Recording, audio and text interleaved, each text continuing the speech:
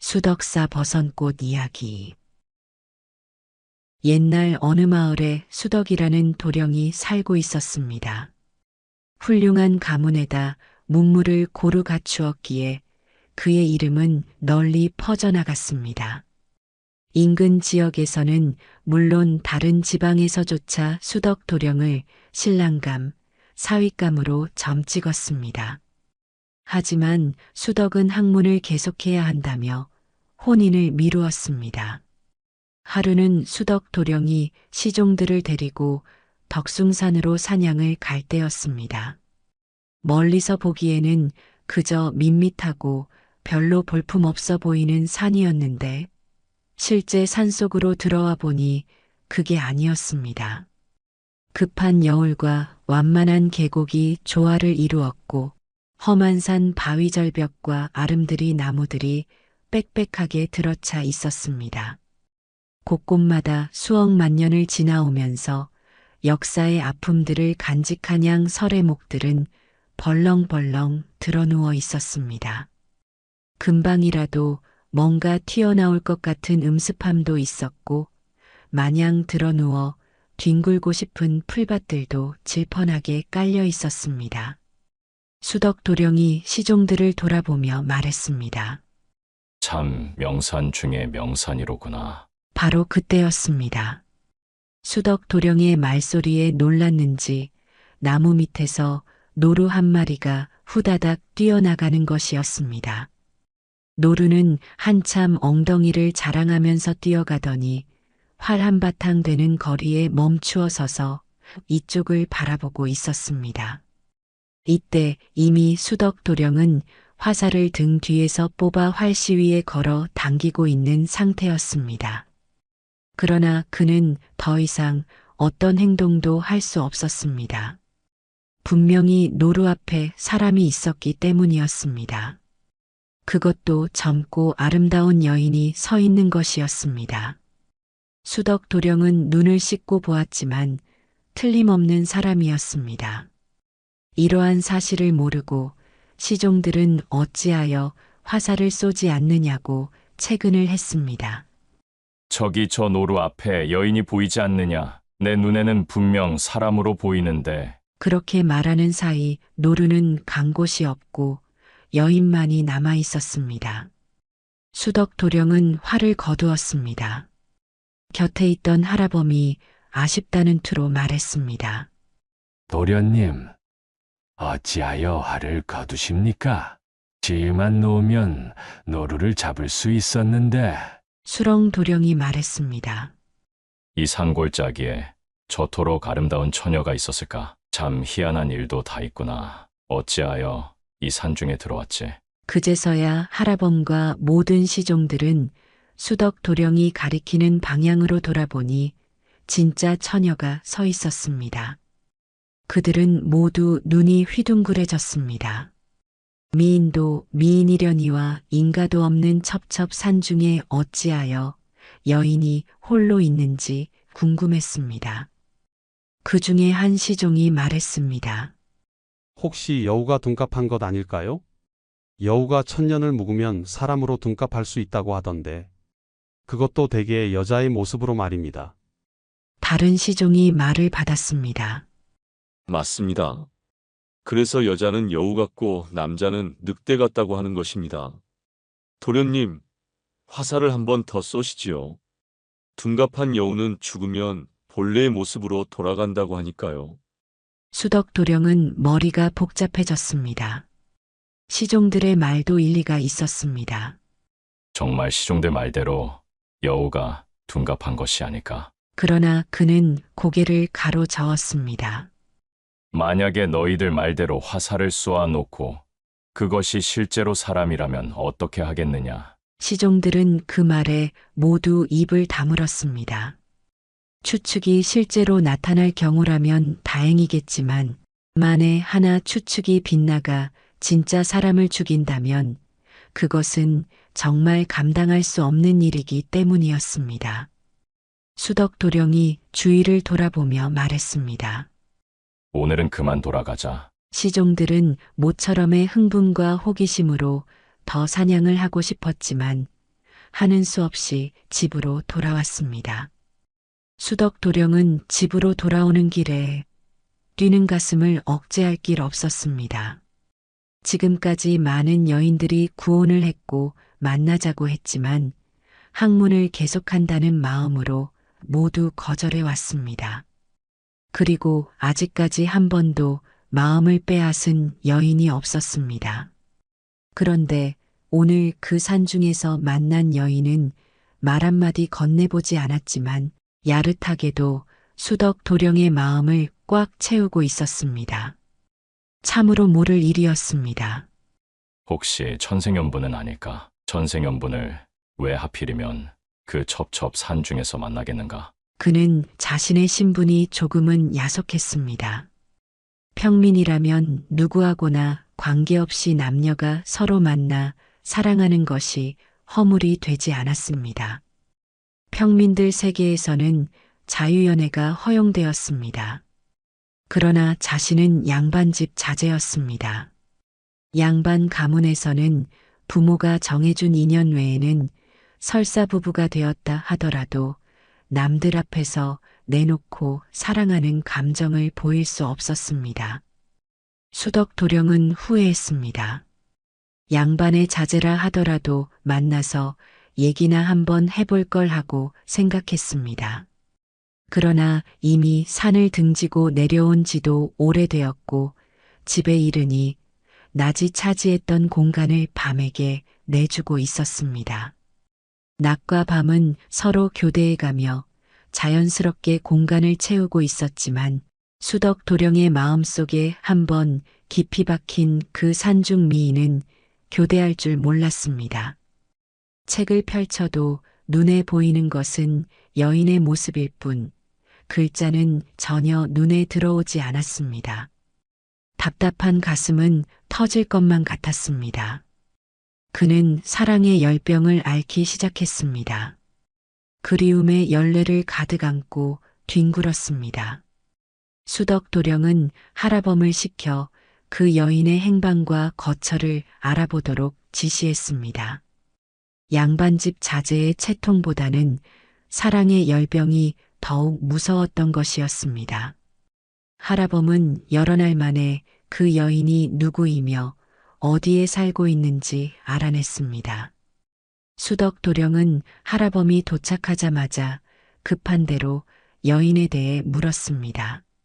하라범이 수고한 인사는 차차 하기로 하고, 그래 그 여인이 누구며 어디 산다고 하던가? 네, 도련님. 그 여인은 바로 건너 마을에 사는데 부모를 일찍 여의고 홀로 지내고 있다 합니다. 들리는 말에 의하면 그녀는 예의범절이 뛰어나고 문장에 능할 뿐 아니라 미모와 덕을 겸비하여 이웃 마을까지 혼담이 줄을 잇고 있다 하옵니다. 그래서 하지만 여인은 아직 마음의 결정을 내리지 못하고 있다 합니다. 그래, 이름이 뭐라 하던가? 덕숙낭자라고 합니다. 금년 나이 18이라 하고요. 하라범의 얘기를 듣고 난 수덕 도령은 우선 마음이 조금은 가라앉았습니다. 무엇보다도 혼담이 줄을 잇지만 거절을 한다는 것이 마음을 편안하게 했습니다. 그러나 그것도 잠시일 뿐이었습니다. 아무리 좋은 구슬이라도 깨어야 보배 아닌가. 그녀가 아무리 아름답고 모든 것을 갖춘 제1의 신부감이라 하더라도 내 사람으로 만들지 않으면 모두가 허사라고 생각했습니다. 수덕 도령은 책 읽기에는 관심이 점점 사라지고 있었습니다. 그는 훈장의 눈을 피하고 부모님과 집안 어른들의 눈을 피해가면서 덕숙낭자의 집 주위를 서성거리곤 했습니다. 며칠째 문 한번 두드려 보지 못하고 서성대던 수덕 도령은 용기를 냈습니다. 남자 대장부로서 애간장만 끓일 수 없다고 생각했었습니다. 그러나 이상하게도 그의 마음은 떨렸고 안정이 되질 않았습니다. 실례지만 안에 계시오니까. 잠시 후 안에서 가냘픈 여인의 소리가 문틈을 비집고 살그머니 새어 나왔습니다. 분명 덕숙낭자의 목소리였습니다. 뉘신지요? 이 야심한 밤에 수덕도령은 할 말을 잊어버렸습니다. 주저주저하고 있는데 다시 한번 안으로부터 소리가 들렸습니다. 하지만 문은 열리지 않은 채였습니다. 이 야심한 밤에 뉘신지요? 야심한 밤이라는 말이 이상하게도 수덕도령에게는 비수처럼 날카롭게 날아와 꽂혔습니다. 그는 마음을 가다듬으며 차분하게 말했습니다.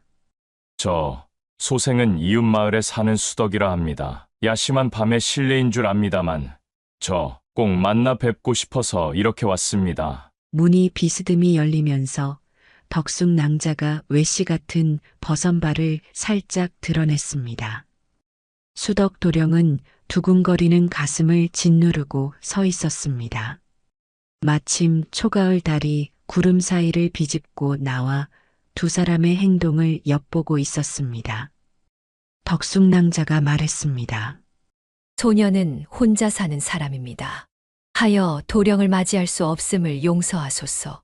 수덕도령은 생각보다 마음이 급했습니다.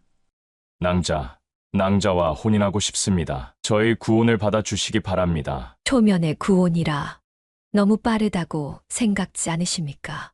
더욱이 지체 높으신 도련님께서 이 미천한 소녀를 선택하심에 일말의 여유도 주지 않으시고요.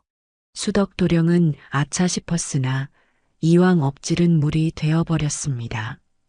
성급한 말 때문에 이를 그르치지는 않을까 걱정이었습니다.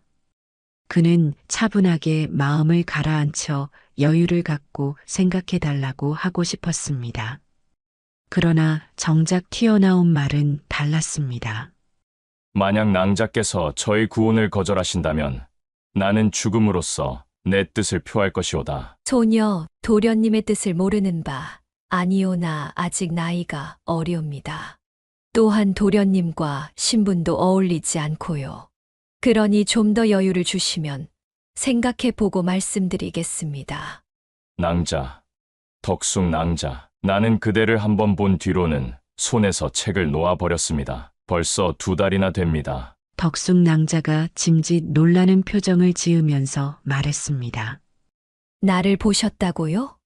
전에 사냥하러 산에 갔다가 거기서 처음으로 낭자를 보았습니다. 수덕도령은 그날의 상황을 비롯하여 지금까지 모든 전개 과정을 낱낱이 얘기했습니다.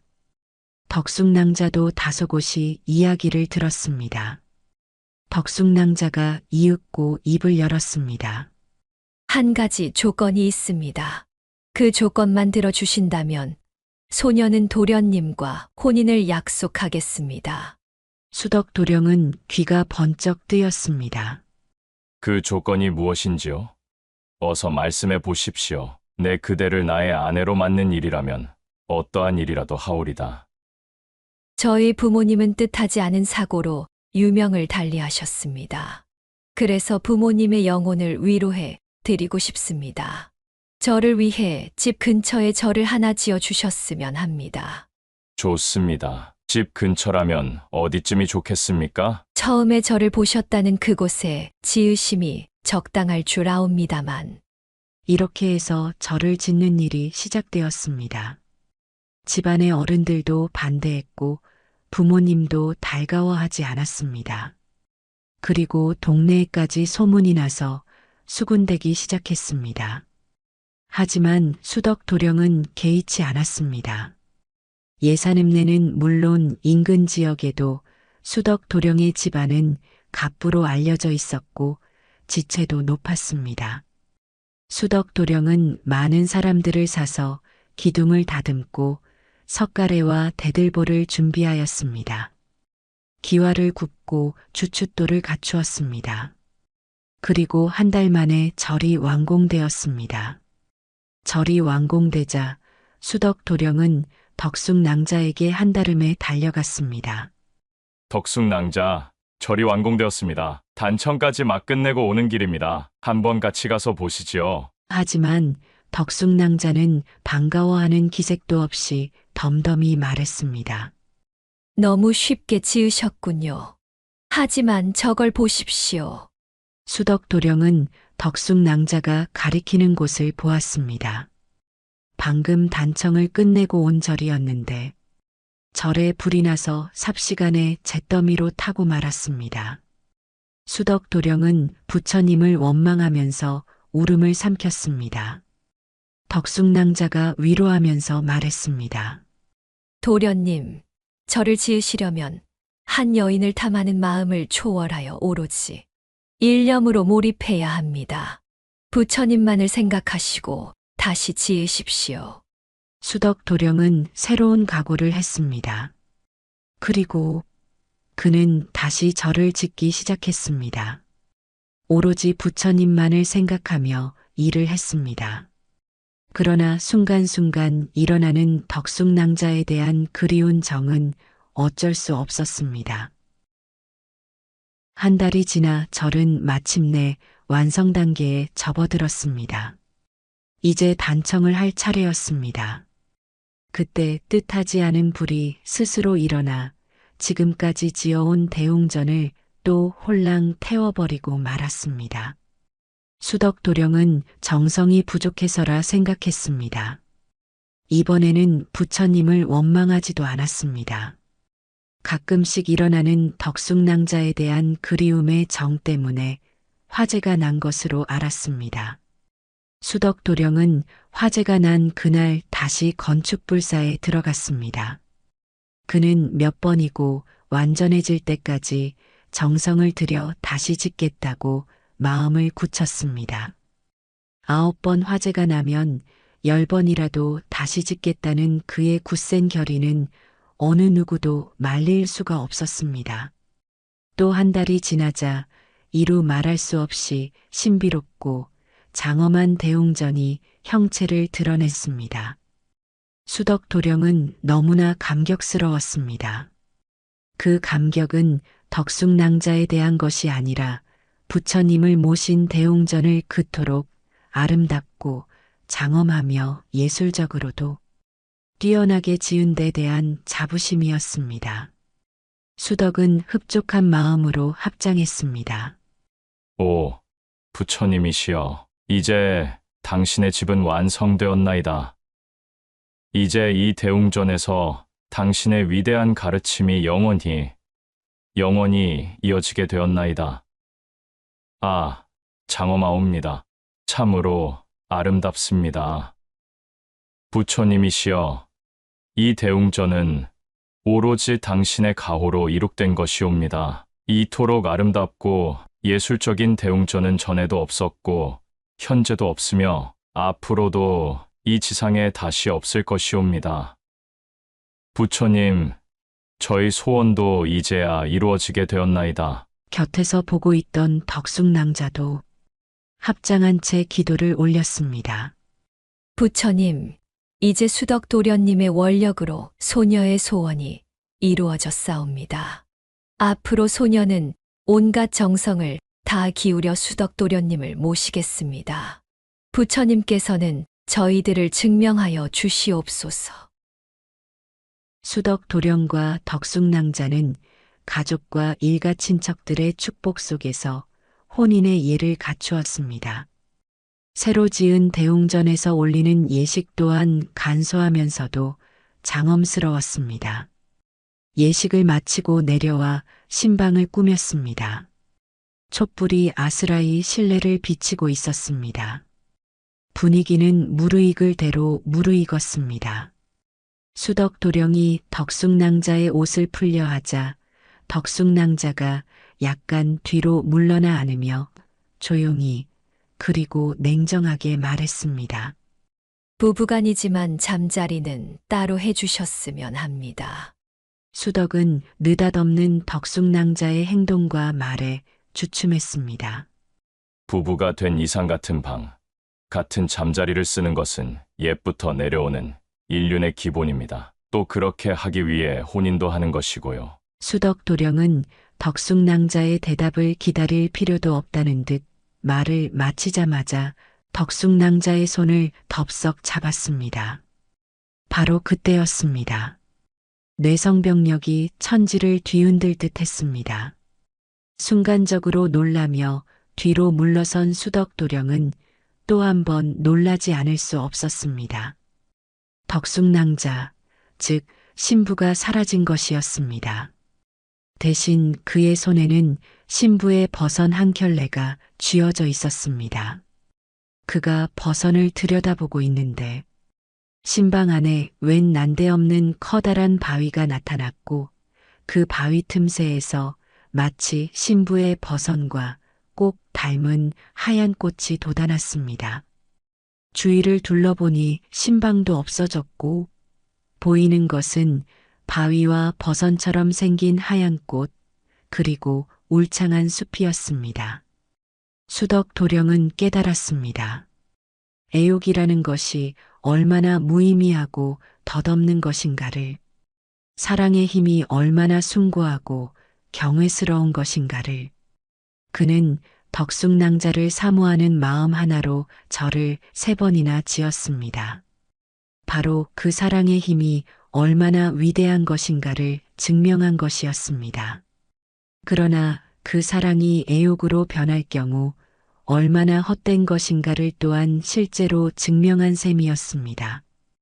그 후 수덕은 절 이름을 수덕사라 부르고 수덕사가 있는 산 이름을 덕숙낭자의 이름을 따서 덕숭산이라 하였습니다. 그리고 그 덕숙낭자는 다름 아닌 관세음보살의 화연이라고 전해졌습니다. 지금도 수덕사 부근 바위 틈에서는 이른바 버선꽃이 해마다 피고 있는데 이를 관음의 버선꽃이라고도 부르고 있다 하였습니다.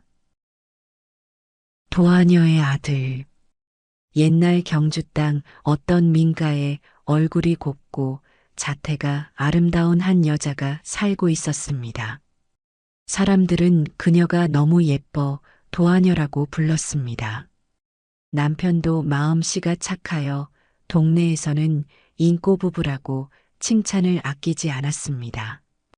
그런데 어느 날 대궐서 왔다면서 장수 몇 명이 들이닥치더니 어명이라며 그녀를 궁궐로 데리고 가버리는 것이었습니다. 갑작스런 일로 놀란 남편은 장수들을 붙잡고 애원했지만 아무 소용이 없었습니다. 뜻밖의 왕의 부름을 받아 궁에 들어간 그녀는 영문도 모른 채 임금이 계신 은밀한 방으로 가게 되었습니다.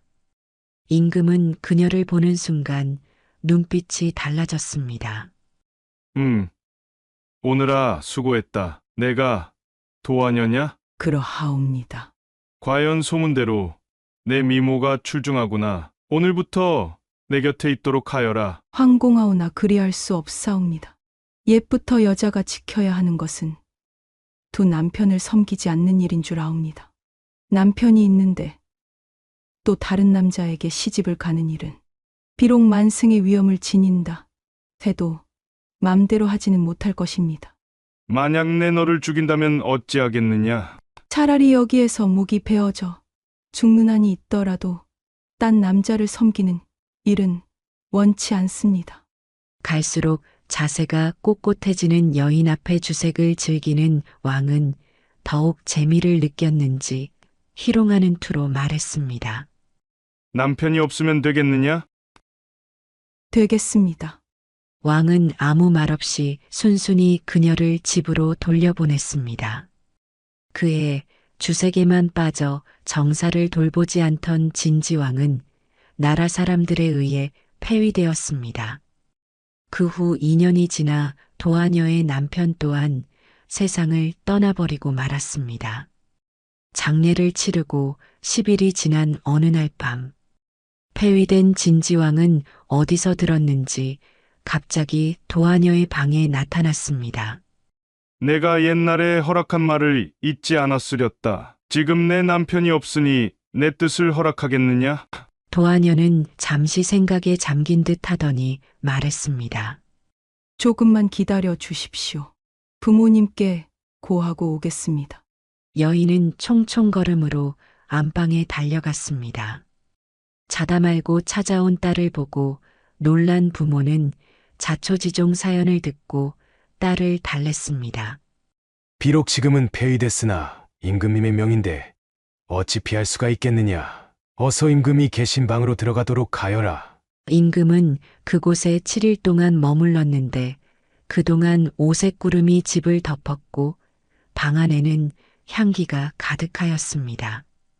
그런데 갑자기 7일 뒤에 왕은 갑자기 사라졌고 그로부터 이내 여인에겐 태기가 있었습니다. 다시 10달 후 해산을 하는데 느닷없이 천지가 진동하더니 사내 아이를 분만했습니다. 그리고 도하녀는 아이의 이름을 비영이라 이름을 지었습니다. 진평왕은 돌아가신 선왕의 아기 비영이 태어났다는 소문을 듣고 아이와 그의 어머니를 대궐에 살게 했습니다. 비영이 15이 되던 해에 진평왕은 그에게 집사라는 벼슬을 주었습니다. 비영은 맡은 바 일을 잘 처리해 임금의 신임을 받았습니다. 그런데 어느 날부터 이상한 소문이 대궐에 퍼지고 있었습니다. 비영이 밤이면 어디론가 사라졌다가 새벽녘에야 돌아와 잠을 잔다는 것이었습니다. 이상히 여긴 왕은 장수들을 시켜 비영의 행동을 살피게 했습니다. 아니나 다를까? 소문대로 비영은 밤이 되니 성을 날아 넘어가는 것이었습니다. 그는 서쪽 황천 언덕 위에 다다르더니 한 무리의 귀신들을 데리고 노래하고 춤을 추며 놀고 있었습니다.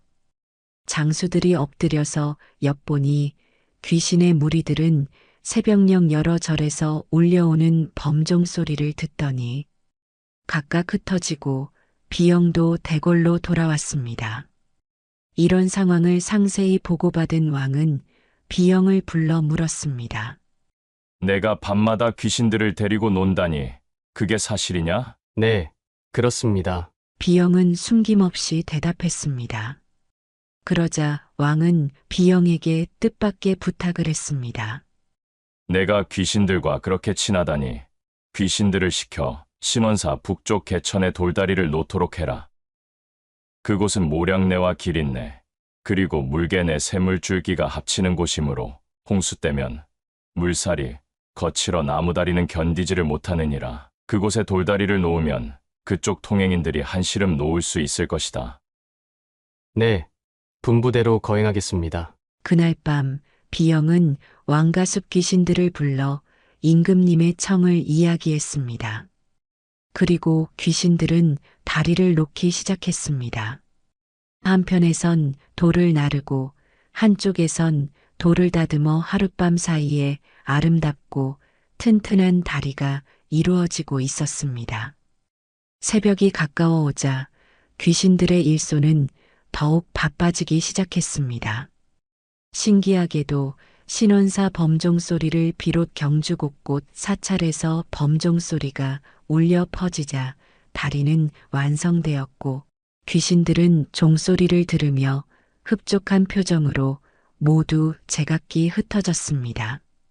그 후 사람들은 사람의 재주로는 도저히 이룩할 수 없는 훌륭한 다리를 귀신들이 놓았다 하여 이 다리 이름을 귀교라 불렀습니다. 지금은 탑동 오능 부근 신원사터에서 멀지 않은 곳에 약간의 석재가 남아 옛 전설을 뒷받침하고 있습니다. 왕은 반은 귀신이고 반은 사람이라고 여기저기서 수군될 만큼 비영이 일을 잘 해내자 또 물었습니다. 귀신들 중에 사람으로 출현해서 조정 정사를 도울 만한 자가 있느냐? 길다리란 자가 있사온데 가히 정사를 도울 만합니다. 그 길로 길딸을 데려다 집사벼슬을 주니 과연 그는 충성스럽고 정직했습니다. 그 후 길딸을 시켜 흑륜사 남쪽에 물루를 세우게 하고 밤마다 길딸이 그 물루 위에서 자니 그 문을 길딸문이라고 했습니다. 귀신들은 그 후 왕가숲 입구에 영묘사 절터를 골라 하룻밤 사이에 절을 지었다 하였습니다. 습니다. 습니다. 습니다.